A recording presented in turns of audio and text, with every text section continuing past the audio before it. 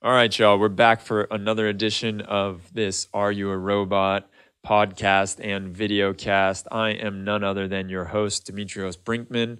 What we're doing in this series, if you do not know, is trying to provoke conversation around AI ethics, AI governance. We're bringing on some of the best and brightest minds in the field to talk about what's happening on the cutting edge, what they're doing, all around AI ethics.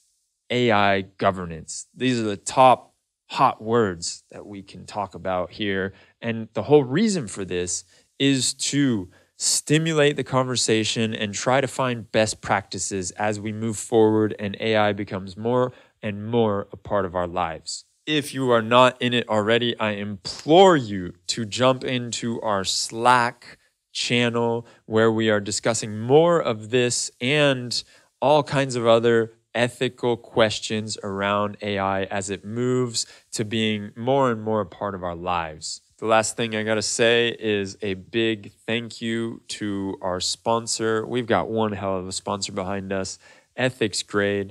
Check them out. The link is in the description. They are an ESG benchmarking firm that specializes in technological governance, very aligned with what we're trying to do here. And I want to just give them a big thanks because they are helping drive this conversation and move it forward as we are inviting on some of these top minds. Let's start talking about what we've got today on the podcast, video cast. This man joins us, Jason Edward Lewis, and wow, what a chat we had. We were originally going to go for an hour, but just listening to him, it was really hard to cut him off, and I was enthralled by everything he was saying. So we went a little long this time. Hope you enjoy the chat. Jason is one of the key figures in what is called Indigenous AI. We'll leave a link to that in the description below if you want to check it out more. But really, the main thing that came from this conversation that I left with feeling changed was how he talked about decisions and how we make decisions, how we're conditioned to believe one thing and that we've created we have to choose between A or B. But really, he goes on to explore the nature of that and why do we feel like we have to choose between A or B? How have we been conditioned down this road so that we can only see A or B? It's a fascinating conversation. I hope you enjoy. Without further ado, let's jump into it with Jason Edward Lewis. Are you a robot?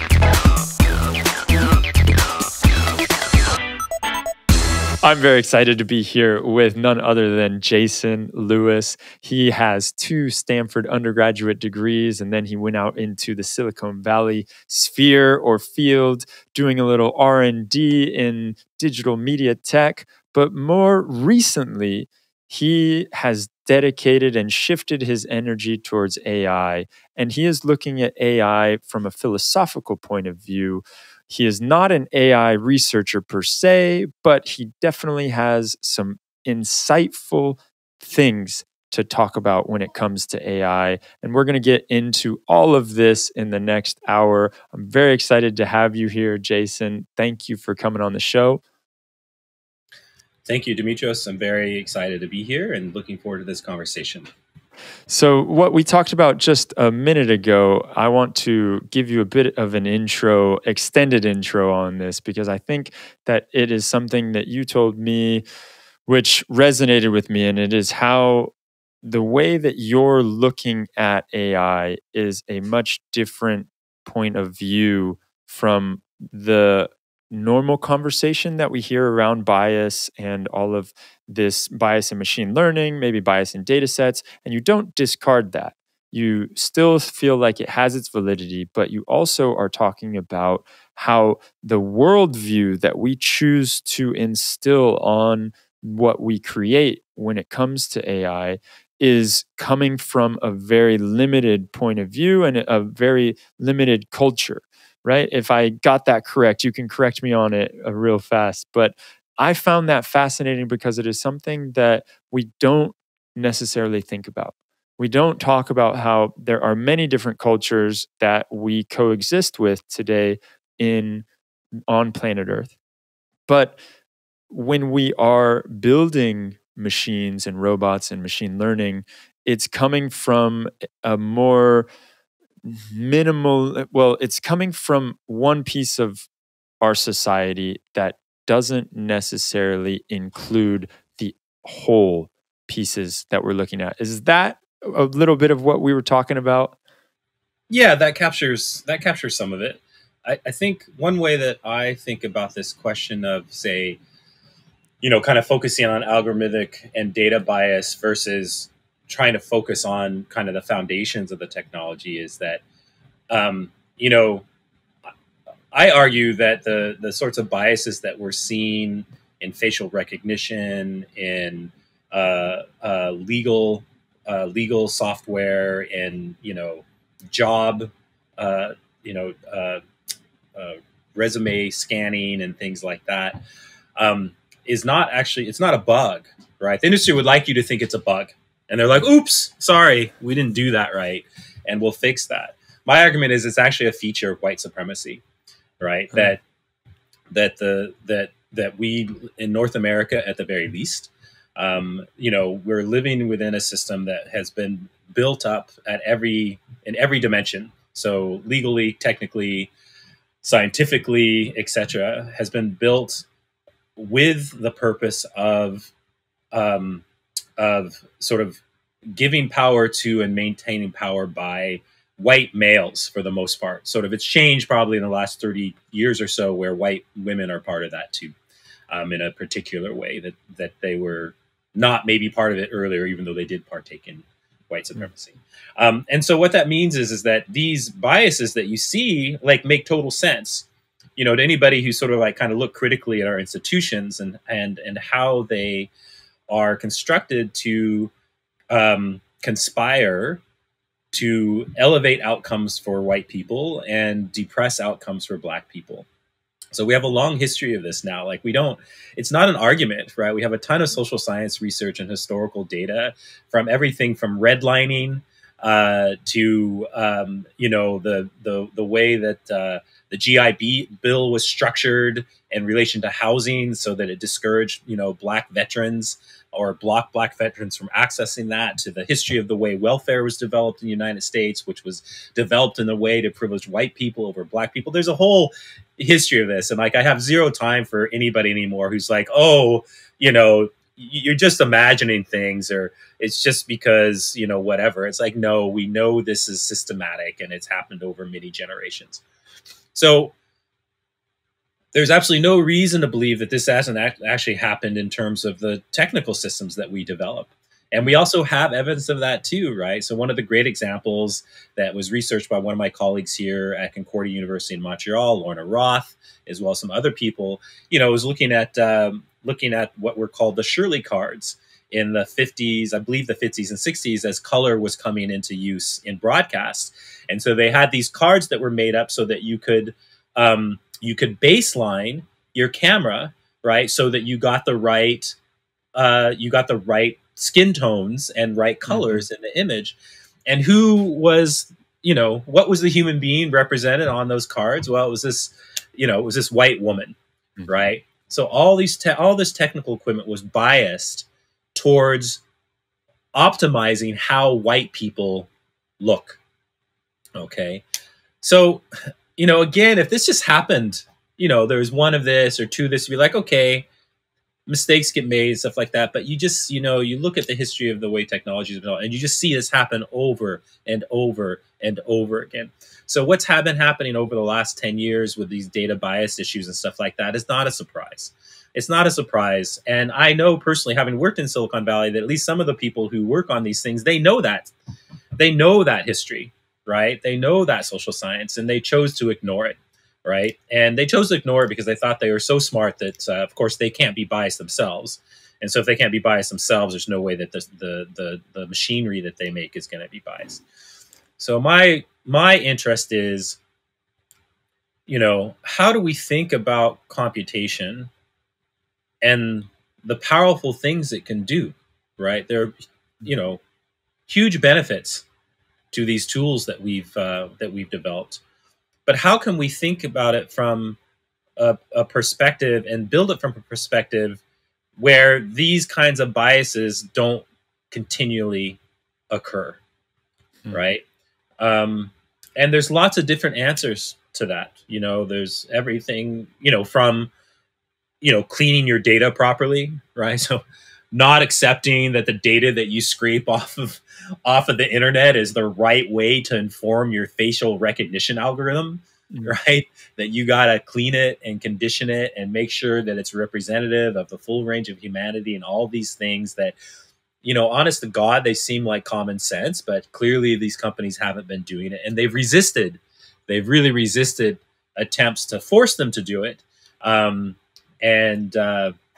You know, because it's a lot more work. It's a lot easier just to take the thing that you find on your doorstep, right, than to go out and actually kind of go through your neighborhood and like knock on every door and like, you know, get that. We know that's more, you know, it doesn't scale as well as just scraping, you know, billions of data points off of the net. But we know now that when you do that, it's racist, right? It's biased.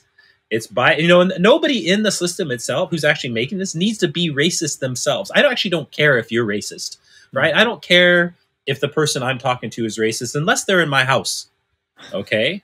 Right. I don't care how you feel, except like that. What I care about is ensuring that the work that you do that impacts other people does not lead to racist outcomes. Right. I think that's really important because I think particularly in the tech world, people are like, I lived with those people for 12 years. Yeah. You saw it firsthand. Yeah. They're all like, I'm not racist, you know, and I actually don't think many of them are racist, you know, but I used to make the mistake of sort of like kind of arguing on that level. And I'm like, finally, I got educated enough by people smarter than me, you know, to be like, you know, that's actually not the point. That's beside the point. You know, I don't care if you go home and you swear up and down that you hate these particular kinds of people. I don't care, right? What I do care is if that means that you make assumptions about how you build your technology that actually end up reflecting a racist worldview, right? So if you build a piece of facial recognition software, or better yet, we'll just do the facial recognition software. If you build a piece of facial recognition software, which there's a documentary out now called Coded Bias, which I really recommend that you take a look at, and it follows the story of this like amazing young MIT student black woman who, you know, discovers, you know, is trying to make a kind of an art project that involves facial recognition. And then it discovers that all the big facial recognition software companies, like software, can't recognize her face, right? But recognize her white colleague's face just fine, right? If you build software like that, like, it's not just shame on you. Actually, you should be held criminally liable for that, right? Like, that is beyond sloppy engineering. And this is one of the things that I say, right? Is I'm like, you know, forget, you know, I know that I know you're triggered by the term social justice, I'm talking about engineers, right? I know that you're a snowflake when anybody challenges, you know, your assertion that you're just a pure rational being. Fine. Okay, whatever. Let's not talk about that. Let's just talk about being a good engineer, right?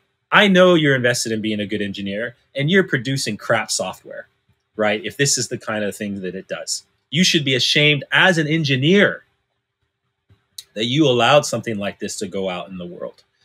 So, so that work is really important.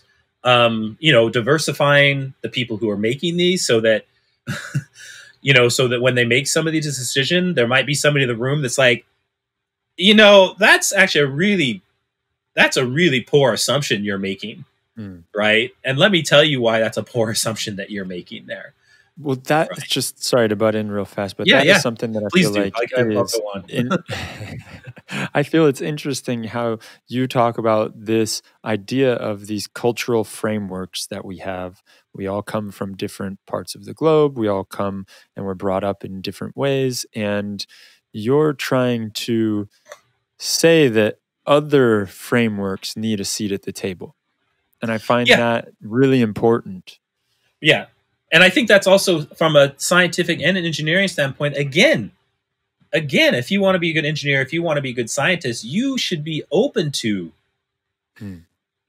looking at different ways of looking at the world. You may look at them and end up being like, you know what, I don't agree with it, or I can't use it, or something like that. But really, like, that's part of science. Like, you should be open-minded, right? It doesn't mean you have to accept everything, but you should be willing to entertain a very wide range of things, and part of what I'm feeding my brain these days is, lots of stuff about quantum physics and the nature of consciousness and the relationship between the two, right? What comes through really clearly listening to those really smart people who know way more about that than I do is, like, those really smart people who know way more about it than I do, at the end of the day, they're like, we don't know what's going on. Yeah. Okay. But we do know there's some really weird stuff going on. Okay. So how you can be a good scientist now, say in 2020, and not acknowledge that there's this fundamental kind of uncertainty about how those sorts of things are working.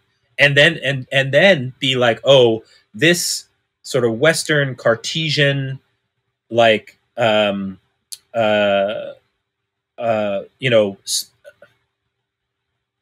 of kind of faux rational way of thinking about the world is the only right way to look at the world. I don't understand how you can be a good scientist and engineer and do that, right? So, do you feel that that should be something that people who are working in this field, they required reading should be other history of indigenous cultures, or like you talked about, and this chat, for those that are listening, is based heavily upon the paper that you wrote, I think with a few other colleagues, which is making kin with machines, right? And there are things that you mention in there, and you grab from many different indigenous cultures, and you talk about how we could implement some of these ways of thinking. Do you feel like that should be required reading, or is that just something that needs to be brought up? I'm wondering how you feel like, okay, because if I look at all of the engineers, the software engineers that I know in the machine learning industry, and they are all white males, and if we want to change that, before there is a select or a diverse group, or a more diverse and more inclusive group of engineers, maybe one way to start would be just by teaching those that are already doing this.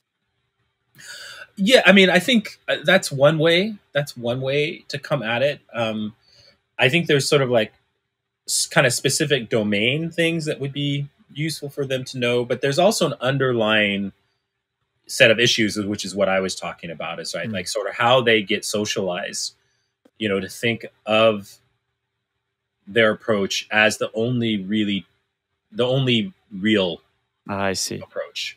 Yeah. Right. But yeah, I mean, I think that part of engineering education, and I'll give computer science a benefit of the doubt and think about it as engineering, though there's part of it that are definitely not engineering, right?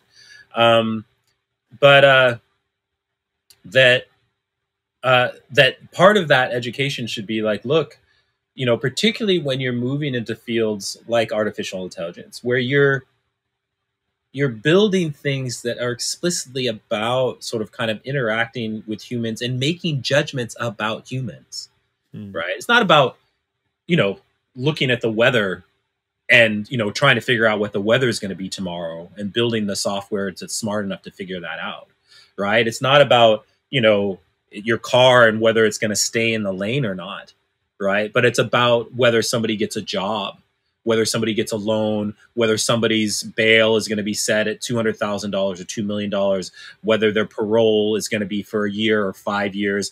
Like all these places where we have allowed these sort of artificial intelligence subsystems. Like, I'm starting to call them subsystems because, as you know, we don't have true general AI, and That's another vector that, people want to not listen to the bigger things we're trying to say, and they just want to pick at it. They're like, well, we don't really have AI yet. We don't. And it's like, okay, fine. Okay, let's just talk about the AI subsystems that are built. And just as an aside, of course, when they're talking to their funders, they're like, oh, no, we're building AI, right? But as soon as they get some critics, they're like, oh, well, we're not really there yet. We're not really doing AI. I'm just doing machine learning, right? I'm just doing this little bit over here, right? So it's this really hypocritical dance that they do. But so if we're building these subsystems that that directly impact people's lives and their livelihoods, that part of their education needs to be about the fact that there are different ways of living in the world, right? There are different ways of understanding our relationship to the world. And that in particular, the American individualistic, capitalistic, what we were talking about before, like, we're here just to maximize, we're here to maximize profit, we're individuals and we should just all be treated as individuals. And, any sort of collective sort of identity is in the American system is immediately people are like communism, right? Or socialism, and you can't do that. Like there's all these assumptions that have been built into our culture. I don't want to say Silicon Valley culture, but that they don't even understand that they're choices that have been made, right? We could choose to structure our life around more collective ways of doing things, right? We could choose to structure our legal system to prioritize, say, collective well-being over corporate well-being, right? We could choose to refuse to have machines make decisions about whether somebody should be put in, to have machines help us make decisions about whether somebody should be put into jail or not, right? These are all choices that we're making all the time.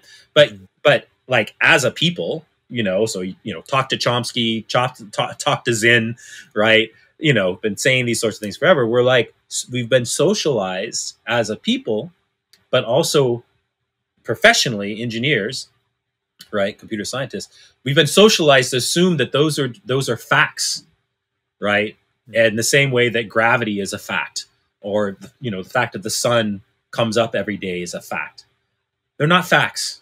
They're choices that we have made as a society. It's just that the choices are buried so long ago and under so many layers of other choices that we forget that they're choices. But at the end of the day, if you are somebody who makes things, so it doesn't matter whether you're an artist or a designer or an engineer, you are making choices all the time, right? It's just that some of them are visible to you and some of them are not.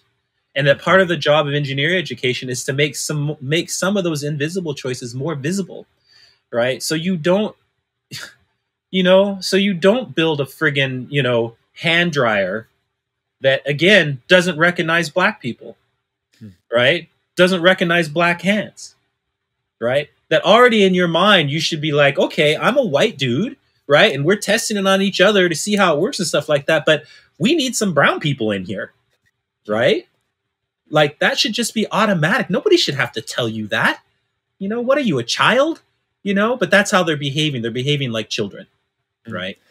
And part of it is because there's a lot of money in behaving like children. So people enable it. Yeah, I want to jump a little bit off of this topic and go more into the idea that these different ways of looking at the world and different ways of relating with technology, and how you speak of the idea of technology as kin, really, and seeing it as an equal, not some kind of slave that we get to do. We just make it do what we want.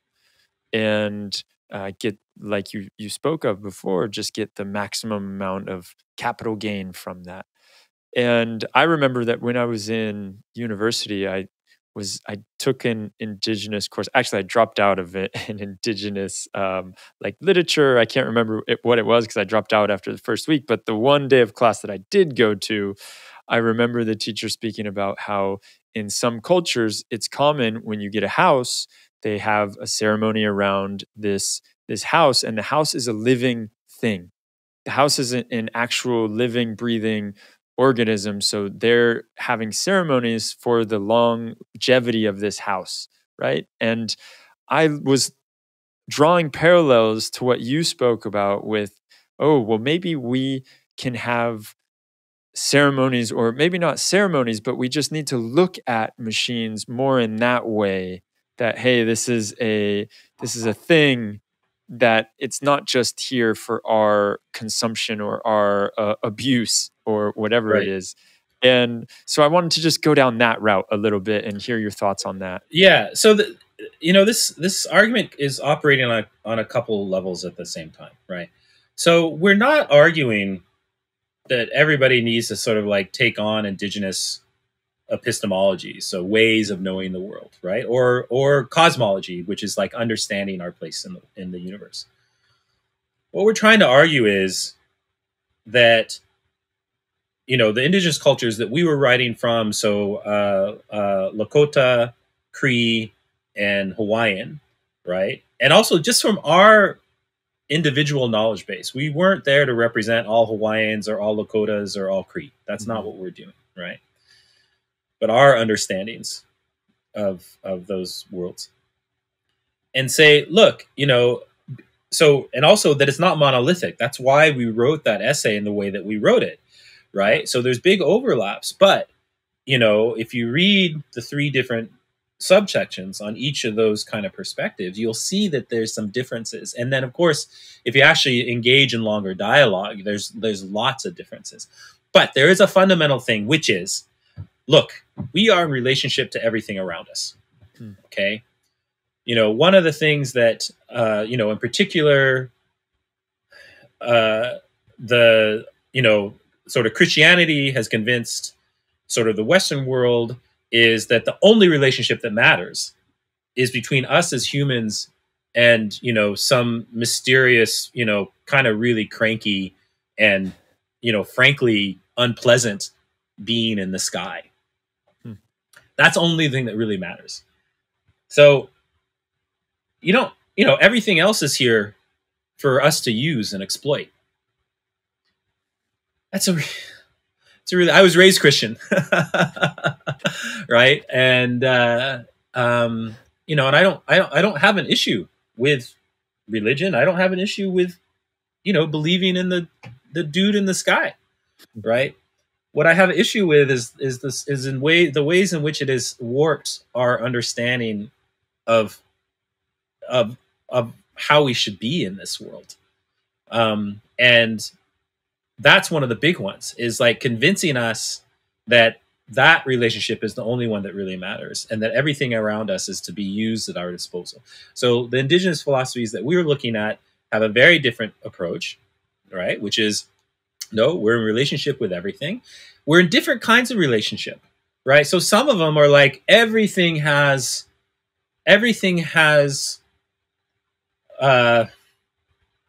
agency in some way or another. Right? I'm not going to use soul because soul comes from that Christian lineage, right? And it's so infected with a bunch of other stuff, right? Yeah. So we'll just say it has agency. Some of them are like, the river has agency and the mountain does and this thing over here does, but those things over there, they don't have agency, right? And some of them, this is why, one of the things I have fun talking with Suzanne Kite, who's one of the co-authors and is a PhD student that I supervise, and is a, brilliant artist and great thinker.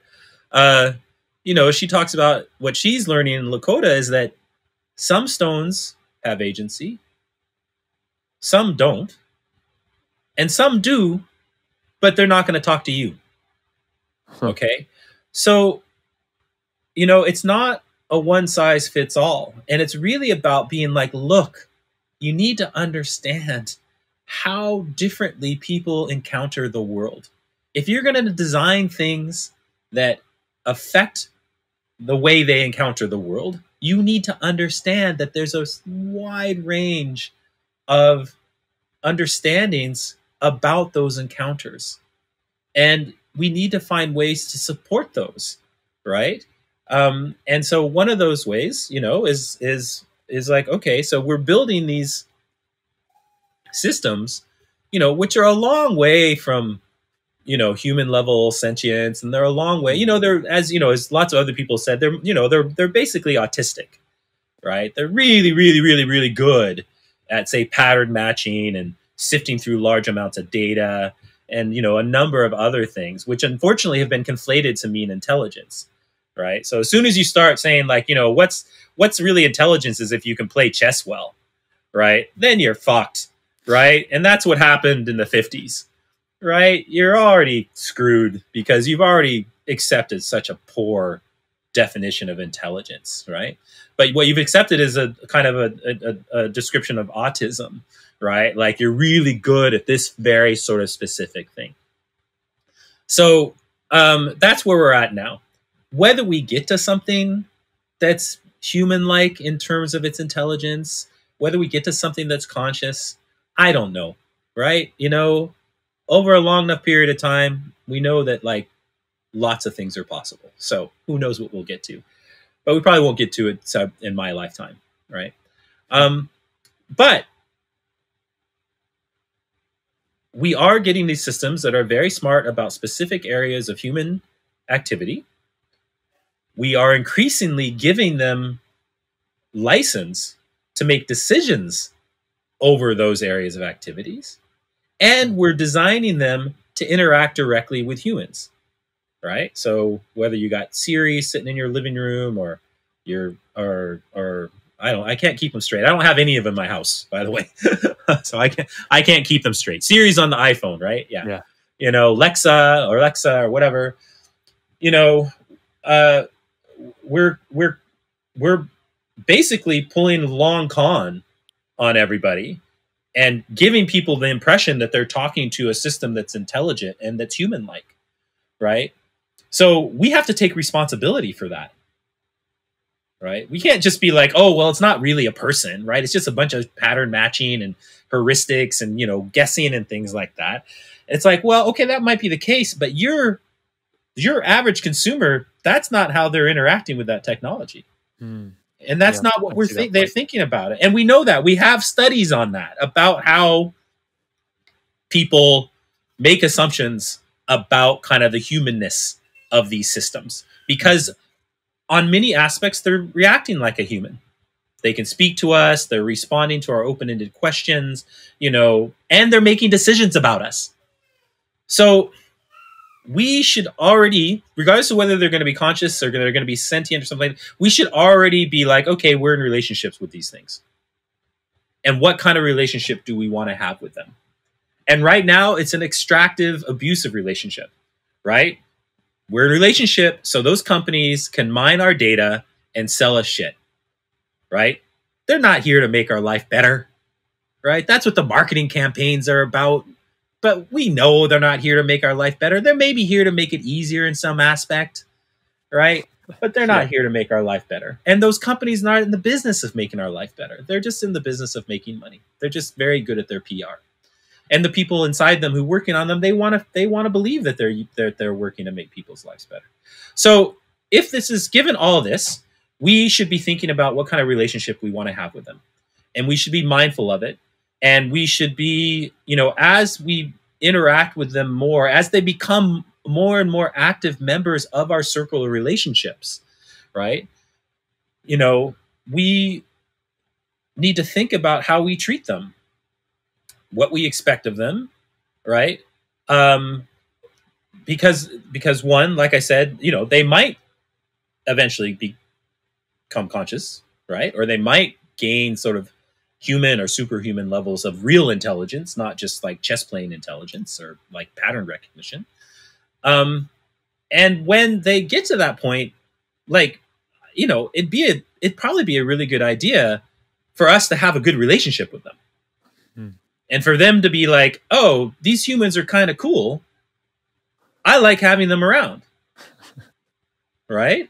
Or, to be like, not to be like, these people are like abusive, alcoholic parents, and I'm just going to get out of the house as soon as I can, or burn it down. right? So Now, again, I have conversations like the tech people are like, "Oh, you're talking science fiction. You're talking Skynet. You're talking it's so far off. It's not going to happen that way." And I'm like, I know, but that's actually you're totally using this to get money to fund your stuff. So I'm going to talk about that stuff too, right? Yeah. So, and the question isn't that you need to take on. Everybody needs to take on a Hawaiian way of relating with the entities in their world, or the Cree way, or something like that. But we should all be thinking about how to start thinking more in terms of relationality, in terms of these kinds of technologies, than is allowed in the kind of status quo sort of academy and in industry, which you can't talk about stones that have agency, right? You can't talk about your obligations to that tool over there. They're like, oh, that's all just mystic mumbo jumbo, right? And I'm like, look, like I said at the beginning, I said, look, you don't have to believe kind of the whole belief system around it, right? But you better believe that you're in a relationship, right? You're in a relationship with these things. These things exist with us. They help us survive. You know, if we lost, most people, if we lost them, they would die, right? They don't know how to survive out in the wilderness. They don't know how to survive in an urban environment with no electricity, right? Like, we are in a relationship with them, and we need to think about what those relationships are. How you choose to be mindful about those relationships, there's lots of options. Even within the Western Christian tradition, there's some good options for being mindful about these sorts of things. But we've excluded that kind of conversation from our science and engineering discourse. Yeah, and those are some salient points that you're making about this. This whole idea is that, look, you don't need to take on these beliefs. That's irrelevant. But you need to start realizing that these beliefs are here, and we are on a day-to-day basis, moment-to-moment basis, we are using robots or technology for our benefit. And so how are we using them? What kind of relationship do we have? I think is a really interesting question. And, there's a part of me, though, that thinks instantly when you say that, like, hey, we want to be more mindful of how we are creating this relationship. And I look at so many different pieces of human existence and how we've created relationships that just exploit, right? Whether it is the land or it is the food with these gigantic farms. And those are things that we know, like when I speak specifically about food or living animals, and we've created these gigantic factories out of it, we know that those things have a consciousness, and we're not taking that into account. Why do you think now we would start taking something like this into account when it is a robot or technology that we don't know, or we are fairly certain it does not have a consciousness? That's a great question. I haven't had that question before. And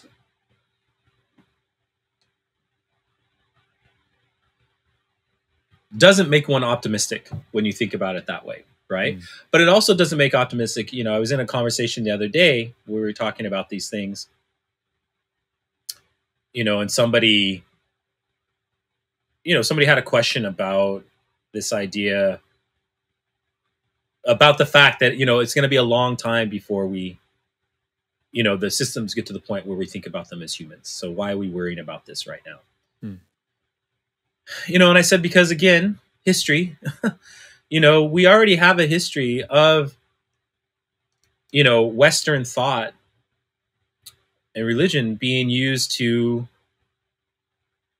make claims, and not only make claims, but actually structure action that indigenous people weren't human,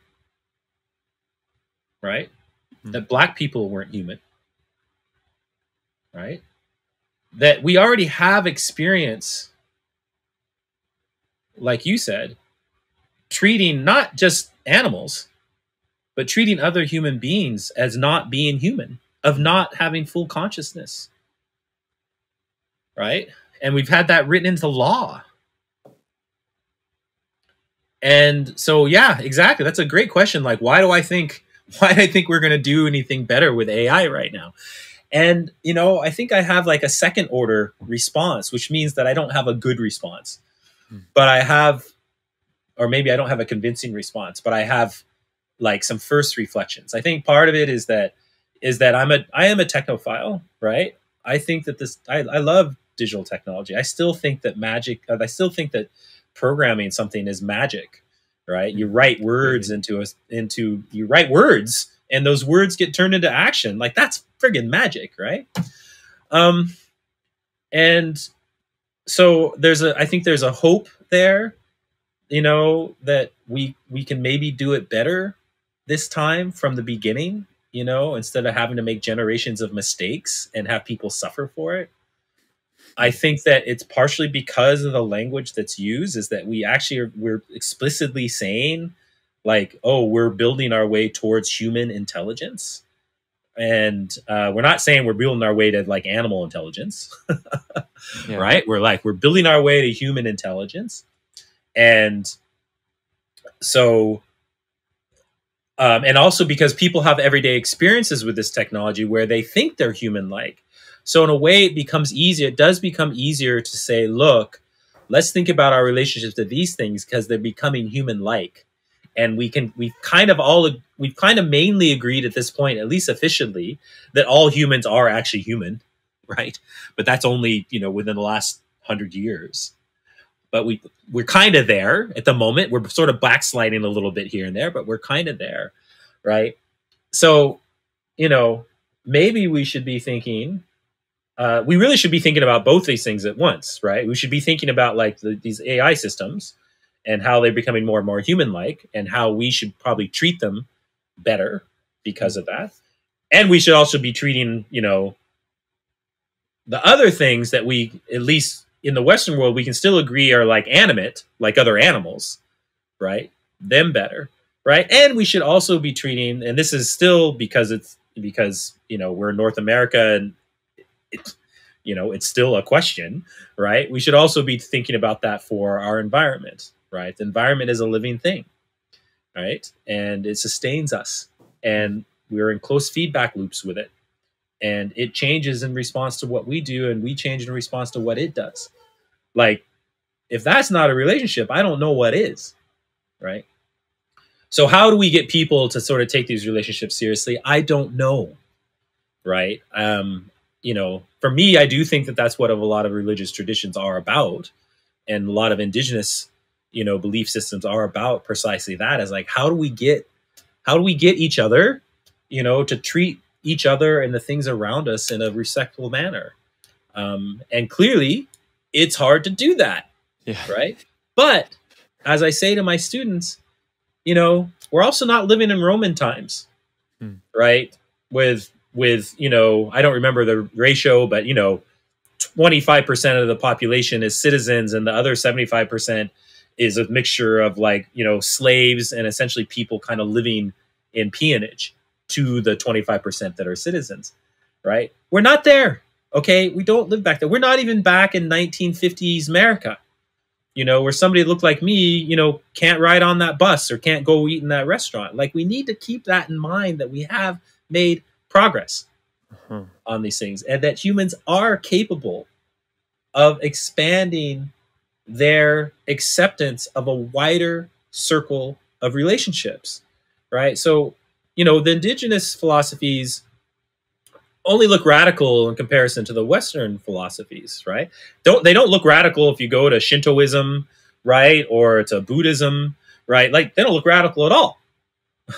It's only in the West, and the unfortunate thing in this particular conversation, right, is that it's that Western lineage that informs the way we build our computer systems, right? So it's really hard. I think that's one of the hardest questions. I have 2 kids, 2 teenagers. They're lovely human beings, right? But it takes work to make a good human being, right? Like, I don't think people come out. The one thing I kind of weirdly agree, I don't believe I'm going to say this. I might have to have you edit this part out, but I kind of in agreement with, say kind of, not just, lots of Christian faiths, but Catholicism is really kind of hardcore about this. Is like, we're built, we're born in sin, and I've always been like, I don't want to have anything to do with a belief system that believes that we're born flawed, right, and corrupt. But I do believe that we're not born predisposed to be good humans, meaning to be in good relationship with other humans. I think that there's a lot of room there for people to go bad, and that you have to teach young humans how to be human and how to be in relationship with people around them, right? And it's really hard work, and you're doing it every day. So it's not surprising that it's hard to do at scale. So it's hard to do in a way that, for instance, that could make us see better, for instance, our relationship to, say, factory animals, right? Yeah. And those are it's a pretty deep question why it's hard to do that. Which is, at the risk of going down a tangent hole, I think that's interesting that you speak of, we're not necessarily predispositioned for this harmony. And as we speak of children, my little daughter is awesome. Singing in the background. She heard you and she wanted to say hi. But the thing that I find interesting there, like this idea, because I feel like, we are coming from our nature is more of that. I have more of that Buddhist philosophy of our nature is compassionate and loving. But as you said, it's very easy to screw that up. And we have to work at it daily, if not every moment, to make sure that we are nurturing that and we're creating more of it. And so when we look at our relationships with technology, this is something that I think we also need to be aware of. And not just, again, this is technology that we're speaking of, but we also look at our relationship with the greater world and everything that we come into contact with. And so it's very interesting that you bring this point up, because it's like, well, if we've nurtured that enough inside of us, I think it's going to reflect in what we create outside of us, right? Right. And so we're going to be more conscientious when we make these kinds of decisions. So that's a little bit of a tangent there, but I wanted to talk, before we finish up, just a bit about the idea of... Wait, can I just make a comment related to that, sure, that I think is important and goes directly to the tech development question, right? So you heard the story about, I think it's Tay, like the Microsoft chatbot that they made. Yeah. And they released out into the wild, and then they were like, 24 hours later, it was like this sexist, racist, Hitler-loving, whatever. Uh-huh. I would love to know who's on that development team, because I can't imagine any of the brown developers I know or the women developers I know being like, oh yeah, this is a really great idea to like set this thing out into chat spaces and just let it learn from what people say to it. Because we've all experienced racist, sexist shit said to us in these forums, right? So this is one of the things that about being the mindful, right? It's like, and where the diversity thing comes into it, right? Is that I just, it's unfathomable that whoever that dev team sat around and thought that this was going to be a good idea. And that everybody that I talked to who was brown like me was like, of course that was an awful idea, right? Like, have you seen how they talk to black people? Have you seen how they talk to women? Like, of course you don't want it to learn out in the wild, right? But this is it. That example YouTube brings everything, brings everything together of like, the lack of like cognitive not cognitive, but epistemic diversity, the lack of experience, like just life experience, the lack of criticality, the assumption that, that everything is just going to turn out well because everything's turned out well for me in my life. I'm working at Microsoft and making $200,000 a year, right? Like it all comes together in that example about, you know, everything that's wrong, you know, with the way that we develop this technology. So anyways. Great point. Yeah, I think at least what I was going to say there is at least looking at some YouTube comments, they could have gotten an idea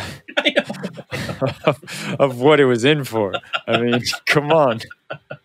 Figure that out. It's not that hard.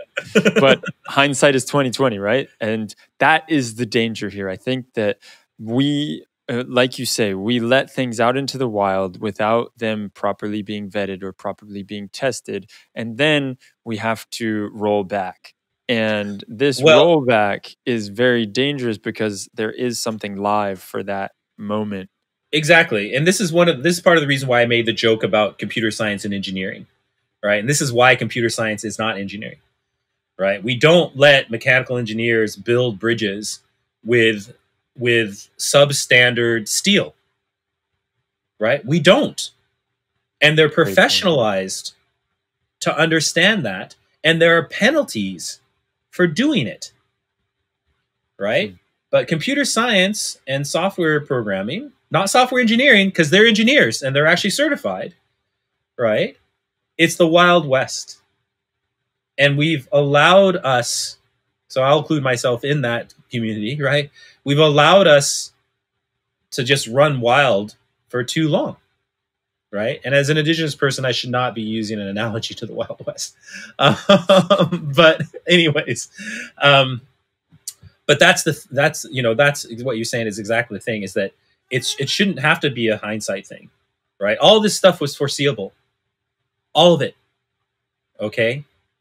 Even the big data stuff, where people are like, well, who knew what would happen when we got these huge amounts of data together and, ran it through computers that could see patterns that we didn't ever see before. It's like, oh my God, social scientists have been telling you these problems for decades now, right? It's not a surprise. It makes me sick, to hear everybody from friggin', Zuckerberg, everybody else to be like, oh, wow, sorry, we didn't know it would turn out like this. We made a mistake. It's like bullshit. Like, you are a horrible human being because you did know. You could expect that these things would happen, but you didn't care because it makes you too much money to not care. And that was something that I was talking about just last week with another guest, was the incentives are money, right? The incentives are huge. And we've been incentivized by profit, not by morals. And so how do you incentivize morals is a very interesting question for me. And I think it is very difficult.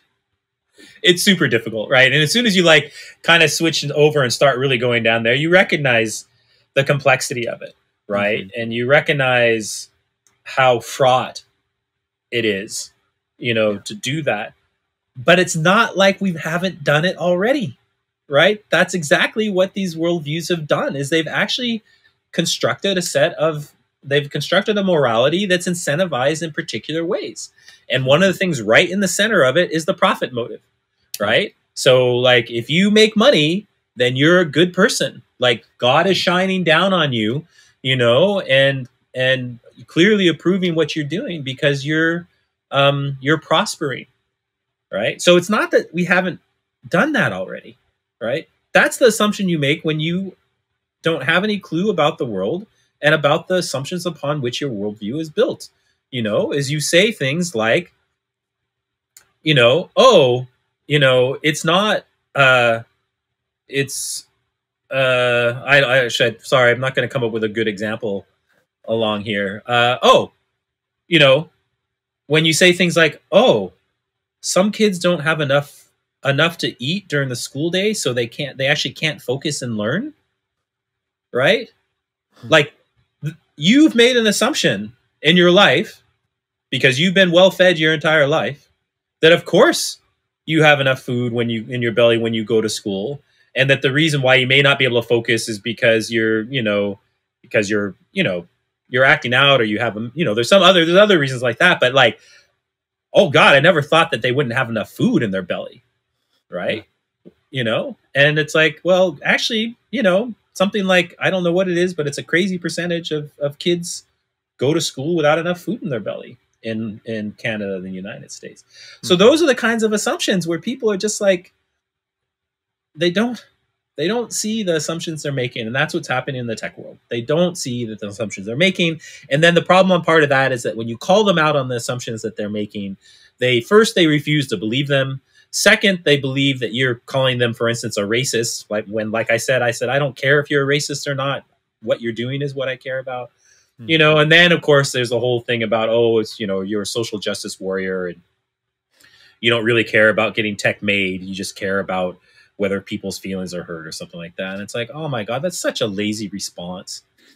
It's such a lazy response. And, you know, as somebody who prides yourself in, you know, thinking at an advanced level, you should be ashamed that that's the way that you respond, instead of trying to engage with what people are saying, right? And the critiques that they're leveling.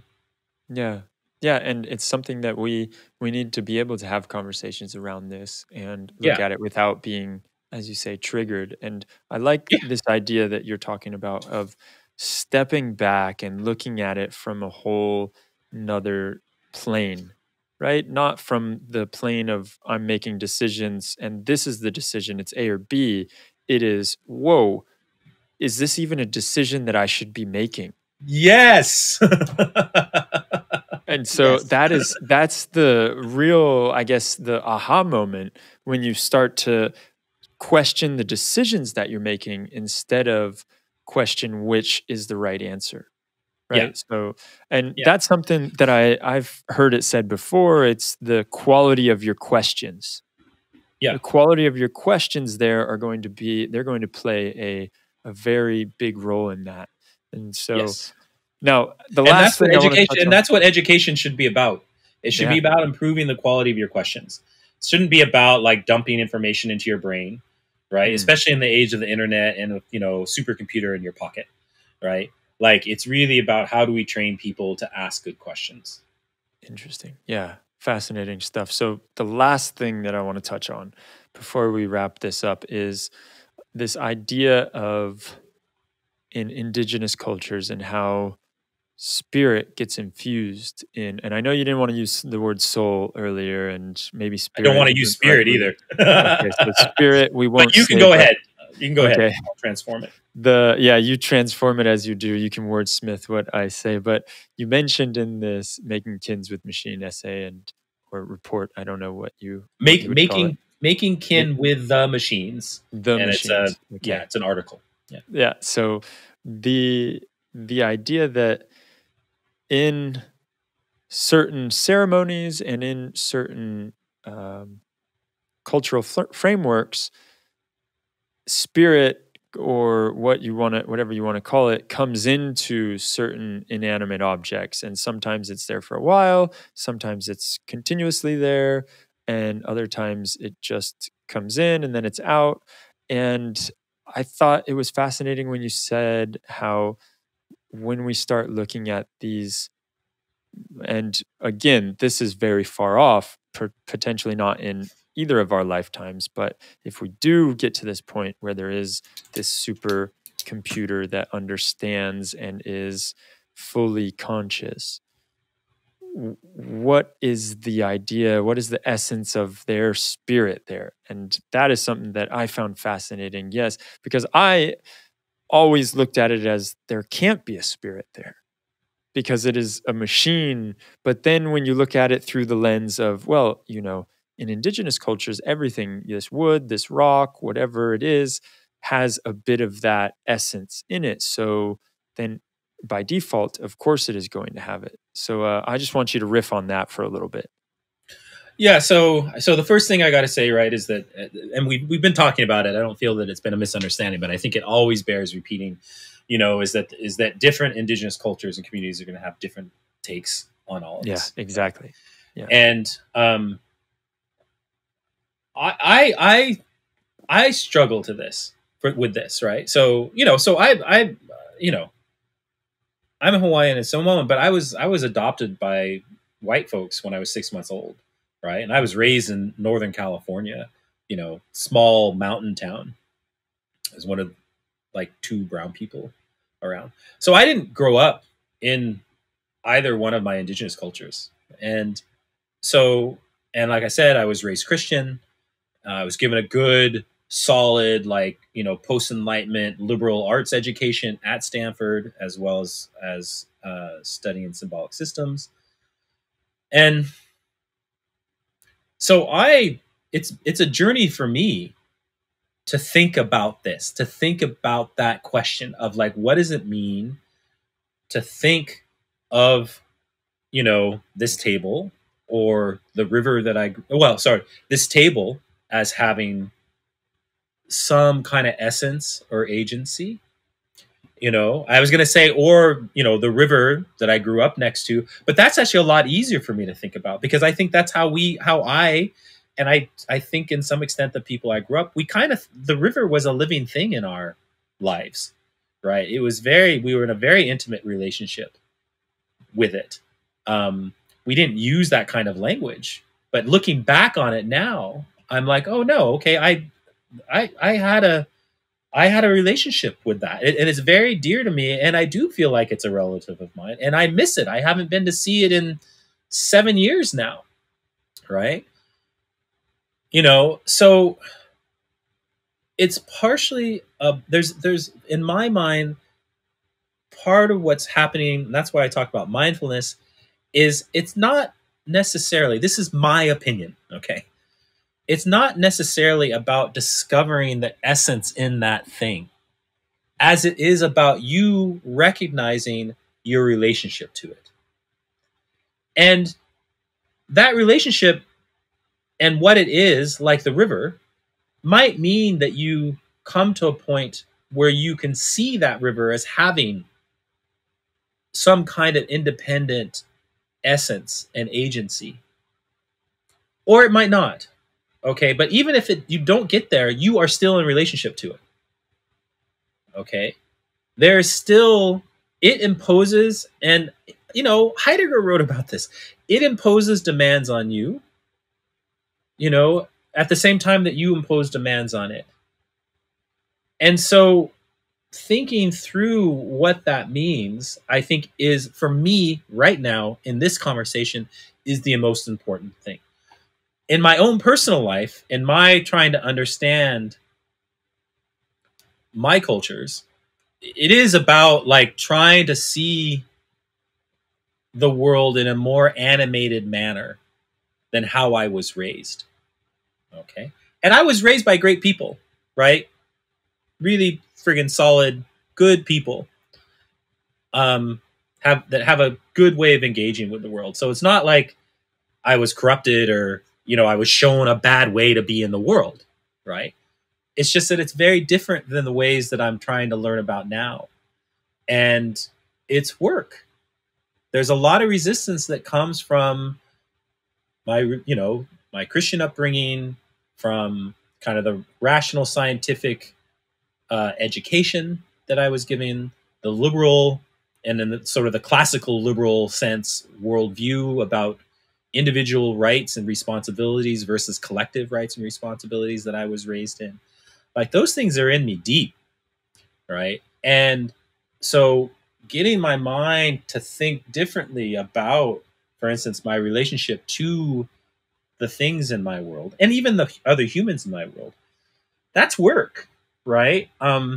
It's really satisfying work, but it is work, just like what we were talking about in terms of like raising young humans to be humans, right? Like, it's work to do that.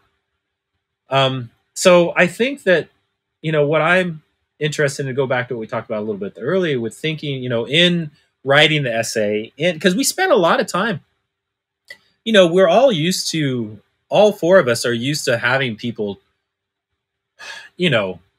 misappropriate indigenous knowledges, misunderstand it, use it against us to, to be like, oh, you're just a mystical, irrational, whatever. Like, most of the indigenous people I know who write things for the public, they've had experiences where, doing that has, caused them to be dismissed in some ways.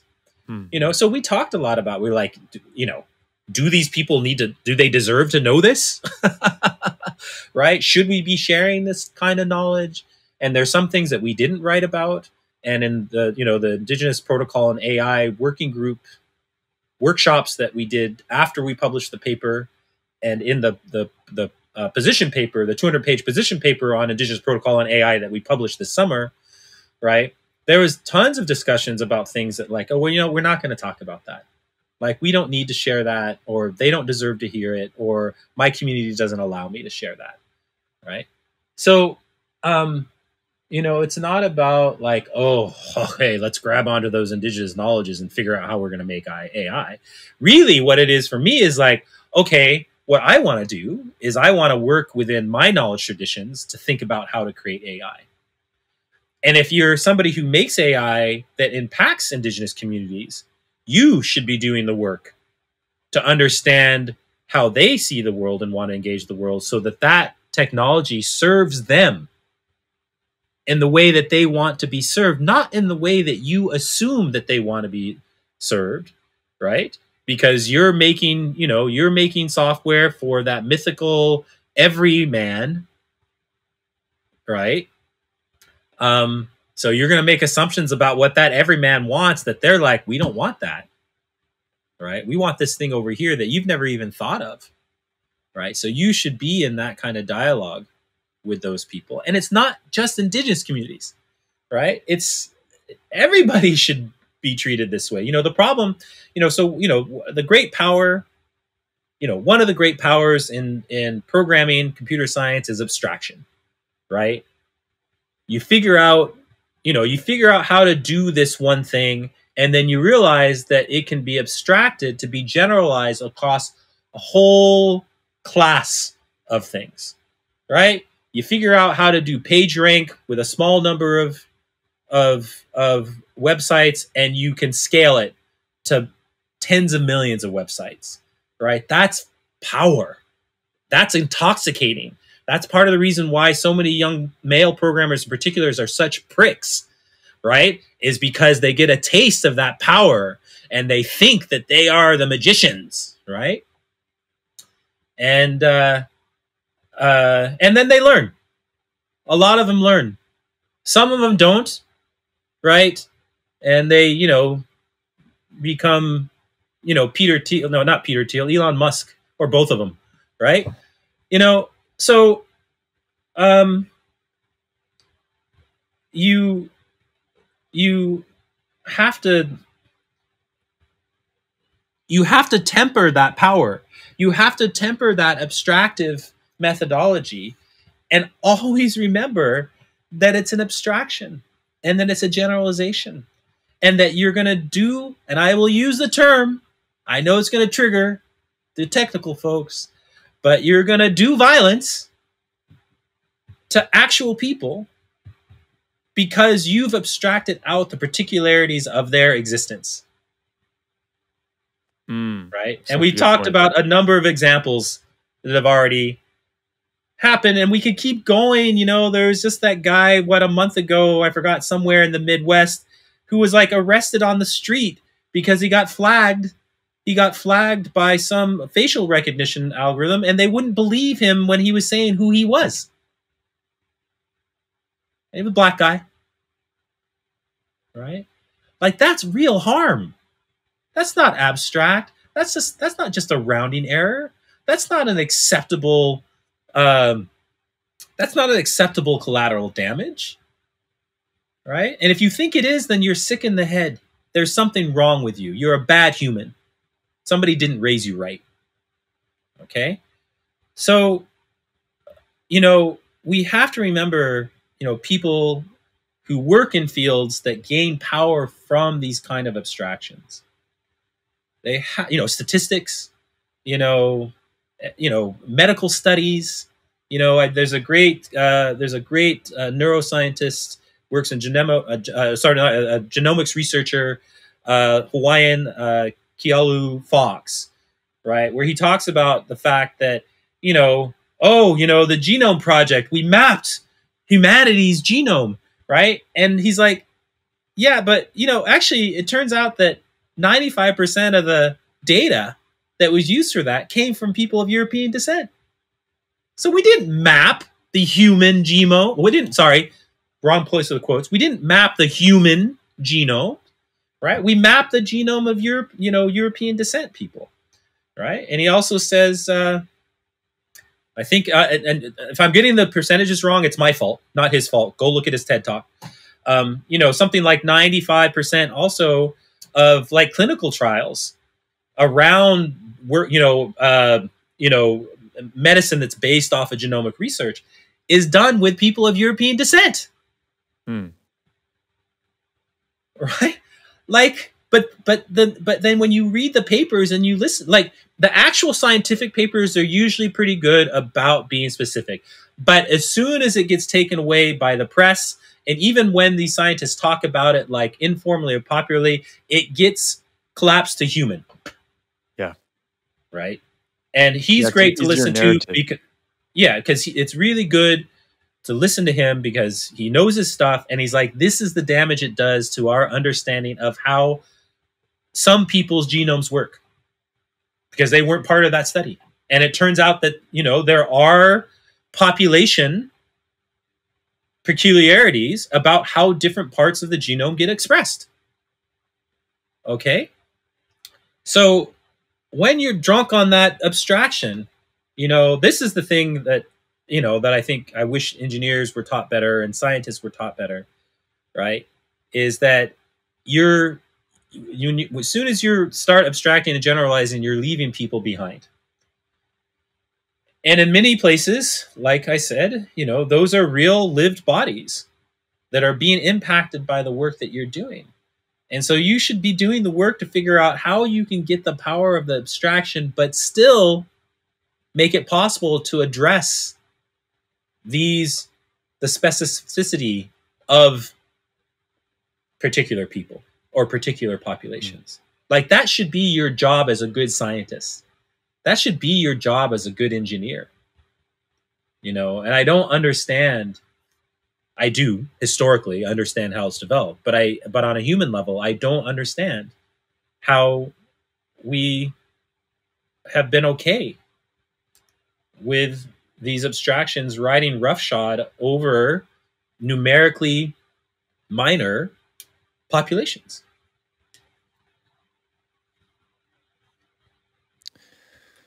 So I want to just touch on one more thing and talk a little bit about how you said the idea is when you come out with these different indigenous views, how it gets, in a way, it can sometimes get attacked.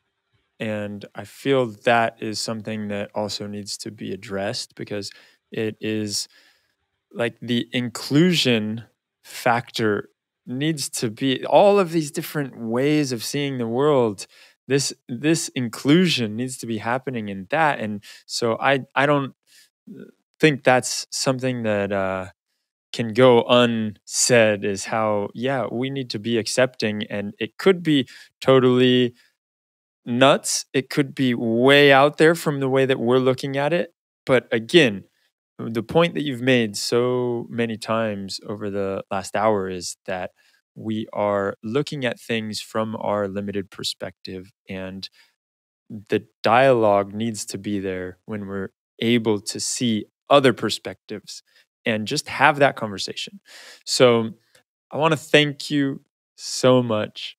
I cannot believe how much you've opened my mind here just in this short hour. I also want to mention that some of this stuff, it may seem out there right now, but then who knows, in 10, 15 years, 20 years, it's like we may be in this point that you speak of. And these are things that at the very least we need to bring up, and we need to show like that there is something here, and there is some kind of that we are talking about something that is important to bring to the surface so that it can be acknowledged And then I really think that you're doing a great job of this. I want to thank you for being here. If there is any way that people can reach out to you and continue the conversation, what would be the best way for that?